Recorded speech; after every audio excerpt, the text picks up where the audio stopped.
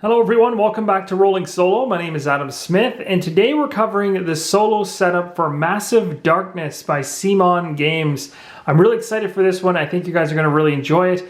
We're setting up for the tutorial level. I'm going to show you how to get this thing to the table in the quickest amount of time without any rules explanation whatsoever, and we'll cover that in either a solo overview or as part of the solo playthrough in the coming videos. This video is going to show you how to get this thing to the table right away. So here we go. Let's start off with the first thing. That is picking your quest. Well, we know we're playing the prologue or tutorial scenario. So that tutorial scenario can be found by opening up the rulebook and looking for the tutorial page in the rulebook in the very back. It's actually on page 40. It's called Walking in the Dark. I'm not going to go ahead and read this right now because we'll talk about it as we go through the playthrough, but it'll cover things like your quest objectives and what those quest objectives are. We have to pick the key up and escape through an exit. There's some special rules to take note of. You want to find your two tiles. These two tiles can be found by matching the corresponding numbers in either of the two corners as I'm pointing to right now. So both of those will cover, and they show you exactly how to put them side by side. There's also a visual representation for those of you who need that, which will also aid in showing you where the rest of the tokens that are indicated across the top here are to be laid out throughout the dungeon. So you've got door tiles going along here. You also have level tokens, so level 1 and 2. One thing to make extreme mention of, something that they don't really do well in the rulebook, is technically this should show as it does on the colored side. This one should actually be on the inactive side when you start. So it should look something like this and this. The reason this is inactive is because currently you'll be talking about guard level cards on level 1 and treasure cards from level 1. Once you move a character to the second tile, then this will activate to 2 and this will become inactive at 1. So that's something to keep in mind in terms of the rule book. They don't really show the inactive side. So that's that whole setup area. You go ahead, follow through all of the different tokens. The hero starting token will sit right here in the bottom right corner where the heroes come in. Again, it correlates exactly to where it's placed in the book. You got your level tokens. Library is what you're looking for here, but this is essentially where the key is in the library. You got closed doors, multiple of them around the map. Make sure they're facing the correct way. And of course the exit, which is what you're gunning for in this particular scenario. That's pretty much it for the actual setup of the board. But then there's talk about how you actually go ahead and set up your card decks, which is a whole different situation. So when you're doing the card decks, you're going to talk about your card decks in types. You can use the card backs to actually aid you in that. So as you can see how I've done here, I've got the treasure cards with 1, then 2, 3, and then 4, 5, and then artifacts. Now you can lay these out anywhere on the board that suits your purpose the best. But really, you just need to pull these out of the packaging, look for the card backs as they show, and put them in the appropriate piles, shuffling them, of course. The other stacks that you have to deal with in the game are going to be things like the event deck, which is over here. Again, follow the card backs in order to get these into the designated piles. They're pretty straightforward. Once you've got, the only one you really don't need to shuffle is the starting equipment one, because you'll be rooting through it to find your starting cards at the beginning of the game. All the rest you can go ahead and shuffle. Then you come over here and you can go ahead and set up your guard cards. So on this side, I've got myself 1 through 5 of the guard cards. And again, just follow the backs of the cards. Same with the lesser roaming monsters and the greater roaming monsters. Again, shuffling all of those. Once you have all of that stuff sorted and shuffled, it's actually not that difficult, because in the game itself, it actually will have them in blocks. So when you pull them out of the packaging, you can literally put them down and then just shuffle through them and you're good to go. It's very, very quick. All right, then you're going to be going ahead and setting aside your dice, of course, for Massive Darkness.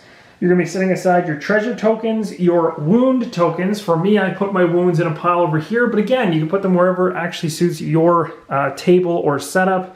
And again, you can do the first player token, get that ready for when you're actually going to be choosing who will be the first player later on.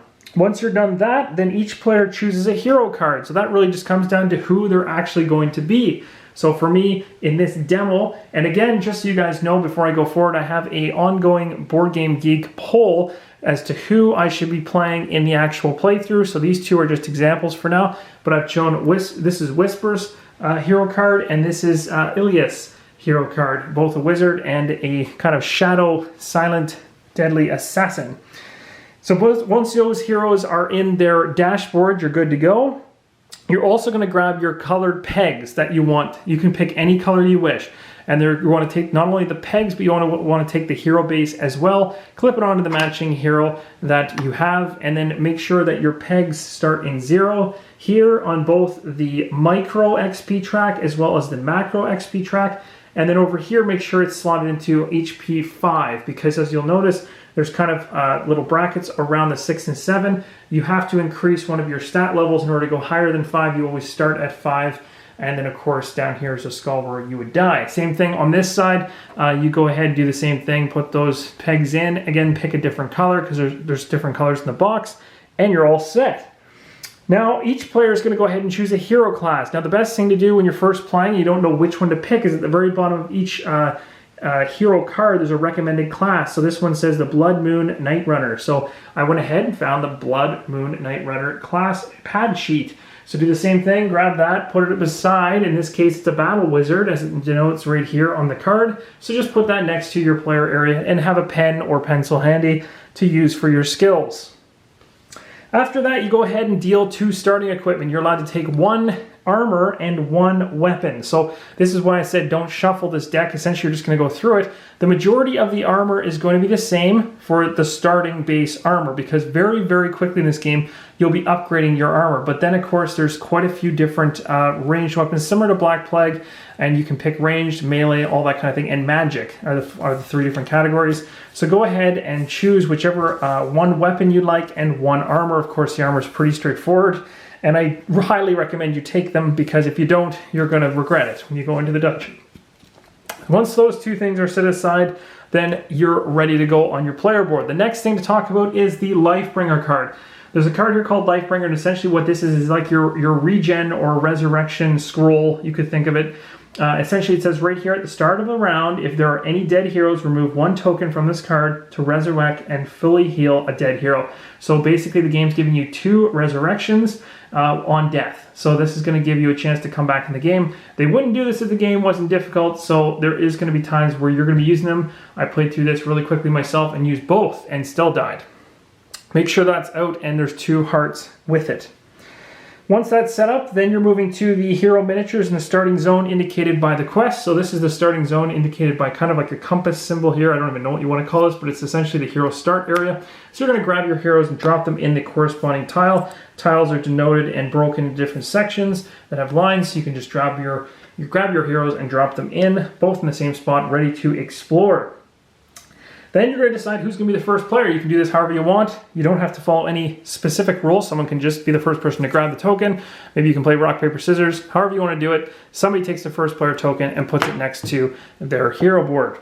After that, you've essentially covered the main majority of the setup, and that is literally it. The only major thing that I don't have on the board right now that we didn't talk about in this solo setup is the miniatures. You can actually put those out as you feel, but just group them up to make it easy. So for instance, when I actually do my playthrough, what you'll see is I'll likely have either on this side, or I may even move this box back a bit.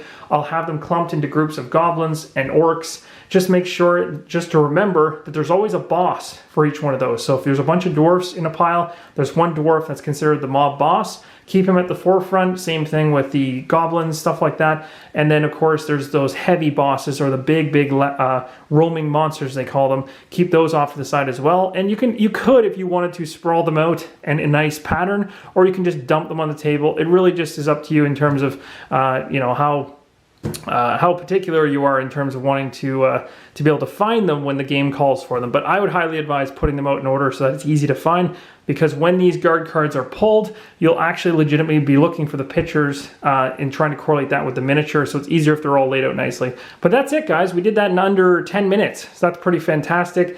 Another reason why I think this is a really, really cool game, something that I'm already very interested to play again. I've already gone through this tutorial myself once, and this is my second or third time through it. So this was supposed to help you get the game to the table as quick as possible. This is obviously one of the smallest scenarios in the book, being it's a tutorial. They're typically 3, 4, 5, 6 tiles long. This is very small, but it gives you a taste of some of the gameplay mechanics. This video was not talking about any rules whatsoever, so I hope you guys enjoyed what I was able to present in this. But going forward into either a solo overview or the solo playthrough, I will start talking about the rules. And I think what we'll do is do that overview video where I give you a rough idea on the basic rules of the game and some different situations, or I might just decide to throw us into the fire and start playing and explain it as we go, because many of you have played Zombicide before, so this has some core mechanics from that and also some completely new stuff.